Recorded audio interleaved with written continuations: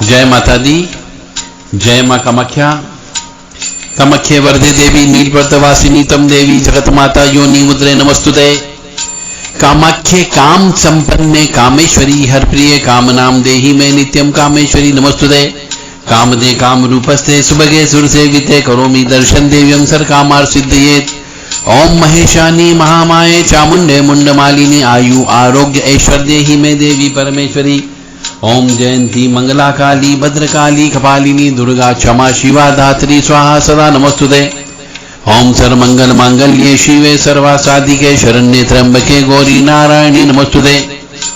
ओम दुर्गति नाशिनी दुर्गा जय जय, काल विनाशिनी काली जय जय, उमा रमा ब्रह्माणी जय जय, सीता राधा रुक्मणी जय जय। नमो नमो दुर्गे सुखकरणी, नमो नमो अम्बे दुखहरणी। महालक्ष्मी नमस्तुभ्यं सुरेश्वरी। हरि प्रिय नमस्तुभ्यं हरि प्रिय दयानिधे। जय माता दी, जय मां कामाख्या। दुर्गा सप्तशती, दुर्गा सप्तशती नामक जो किताब है, आजकल के कलयुग में यह एक तांत्रिक किताब है।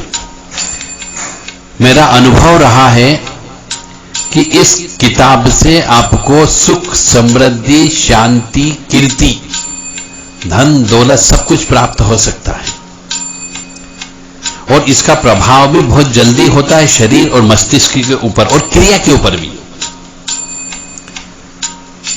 इसमें जो चरित्र बताए गए हैं, महाकाली महालक्ष्मी महासरस्वती के चरित्र बताए गए हैं, यह एक कथा है परंतु बहुत प्रभावी है। कलयुग में इसका बहुत जल्दी असर मिलता है,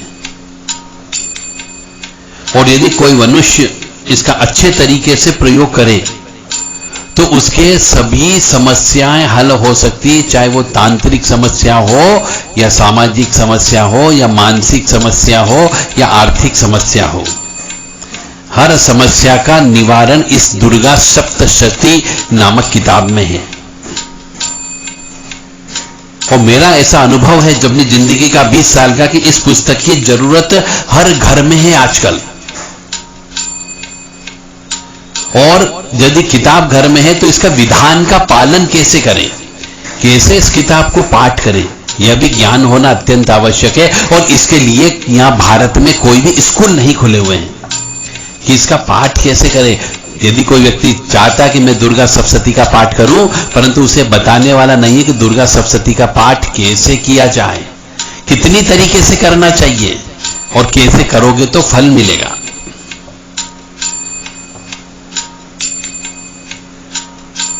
और परंतु यदि किसी को कष्ट आना है तो विधि का विधान भी बहुत बड़ा है।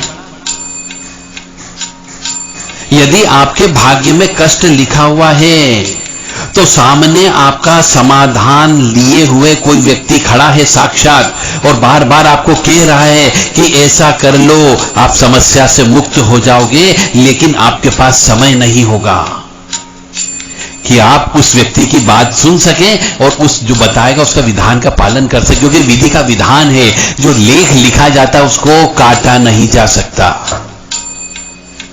अब भगवान भी आकर के बोल रहा है आपको कि नौ दुर्गा में दुर्गा सप्तशती का पाठ हर हिंदू धर्मावलंबियों को कराना चाहिए, जिससे घर के कष्ट कम होते हैं, क्लेश कम होते हैं, अशांति कम होती है और बरकत बढ़ती है, कीर्ति मिलती है।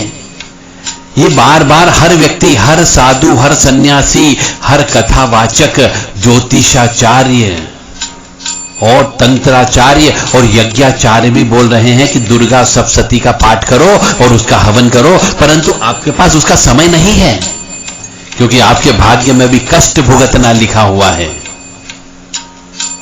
और यदि कष्टों से दूर रहना है, उबरना है आपको, तो दुर्गा सप्तशती का पाठ तो अवश्य करना है और हवन भी करवाना है।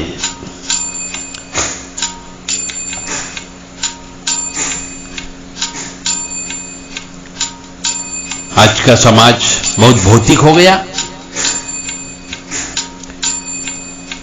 सभी खुश रहना चाहते हैं, लेकिन खुद को खुश रखने के लिए जब प्रयास करने की बारी आती है तो हम कहते हैं प्रतिनिधि तलाशने में लग जाते हैं कि उसके बदले कुछ ले देकर जो भी करना हो कर दे और फल उन्हें मिल जाए। जैसा कि हम देखते हैं, सुनते आए हैं कि साहब दुर्गा सप्तशती का पाठ करना, हम कह रहे हैं आपको संस्कृत में नहीं आती हो तो आप हिंदी में पाठ करो। हिंदी तो आपको आती है, इंग्लिश आती है, इंग्लिश में आप पाठ करें, परंतु पाठ स्वयं करना है यदि आप कष्टों से मुक्ति चाहते हो तो। अब आप कहेंगे साहब हम पंडित जी को संकल्प दे दे, पंडित जी आकर के करें, तो वो भी करेंगे, परंतु फल उतना नहीं मिलेगा ताकि आपको अधिक से अधिक फायदा मिल सके। लेकिन कोई भी ये नहीं सोचता कि ऐसा कैसे संभव हो सकता है कि कोई भी पाठ करे और फल और कोई पाए। इसलिए अपने लिए समय आप ही निकालो। इस दुनिया का नियम है और सबको पता भी है कि जितनी मेहनत आप स्वयं करेंगे उतना सुख आप भोगेंगे।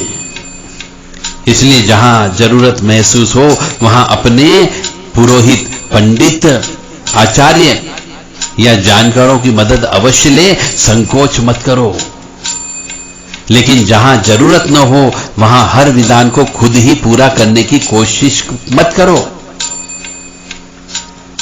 क्या पता आप जिस उद्देश्य या जिस इच्छा की पूर्ति के लिए धन देकर किसी प्रतिनिधि को खरीद रहे हैं, वह प्रतिनिधि जिस विधान को करेगा तो उतनी ही आर्द्र भावना को व्यक्त करेगा भी कि नहीं करेगा।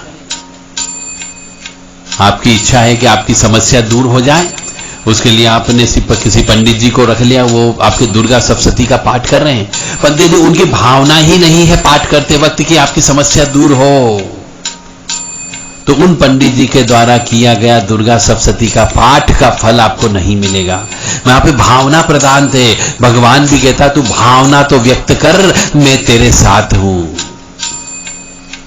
पर आप भावना भी व्यक्त नहीं करते।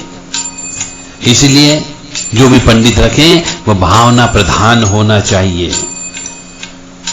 बिना भावना के ऐसे पंडित को नहीं रखें। और एक और नियम, यदि पंडित जी की भावना सही नहीं हो तो क्या होगा, परिणाम भी उसी भावना के अनुसार मिलेगा। क्योंकि आराधना में, पूजा में भावना प्रधान होती है, भावना का ही खेल चलता है। नवरात्रों का आगमन हो चुका है। इस क्रम में कुछ विशिष्ट उपाय जो सप्तशती की पुस्तक को साथ रखकर किए जा सकते हैं, मैं उन्हें बता रहा हूं। आशा करता हूं कि महामाया आप सबको उन्नति और समस्या रहित जिंदगी का वरदान अवश्य प्रदान करेगी।